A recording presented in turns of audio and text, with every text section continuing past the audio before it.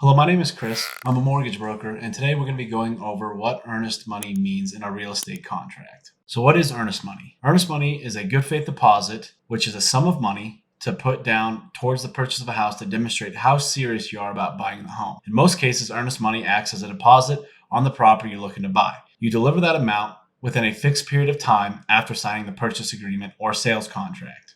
After you've signed the purchase contract and deposited your earnest money, there's going to be a few more steps that need to be taken before you can close on your new property. Some examples of things that you might get done before the completion of your home purchase is hiring an inspector to inspect the home and give you a detailed report of any damage that he sees. Now, this can be things that are foundation, structural, but they'll also detail any minor things as well, just so you know exactly what you're getting into. You're also going to look at the chain of title.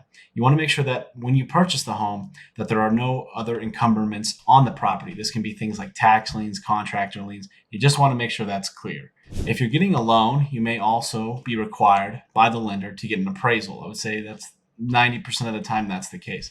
And what they're going to do is appraise the property and figure out exactly what that home is worth. The other thing that you'll need to do is finish the loan process. This means you'll have to get loan documents or any documents to the lender so that they can approve your loan. This can be income documents, W-2s, pay stubs, statements, a lot of things, and they'll help you walk through the whole process. And because it can take up to 30 days to close on a home, the seller wants to make sure that the buyer is committed to buying the property and won't just back out at any random time. And that's why they will typically require that you put earnest money down as part of the purchase contract. This protects the seller because if a buyer backs out, the seller can keep the earnest money. Okay, so now that we know what earnest money is, how much do I need, right? Well, in real estate, everything is negotiable, but a good rule of thumb is that the seller will most likely require somewhere around 1% of the purchase price as earnest money. So an example would be if you were looking for a $400K house, the seller would most likely ask for somewhere around $4,000.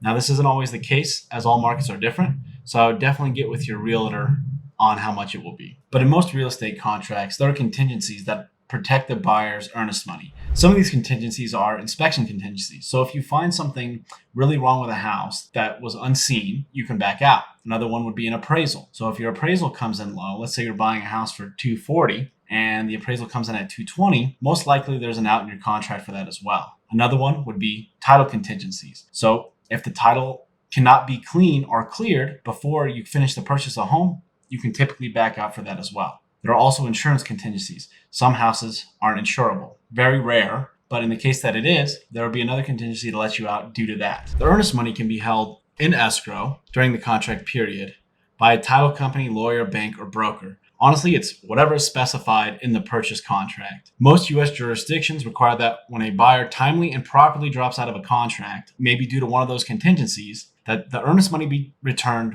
within a brief period of time, usually 48 hours. So what happens to your earnest money if you complete the purchase contract? Well, in that case, then the earnest money would be applied to either the closing costs or the down payment. Hopefully you guys find that useful. We're going to continue pumping out more real estate related content. So to learn more, like and subscribe.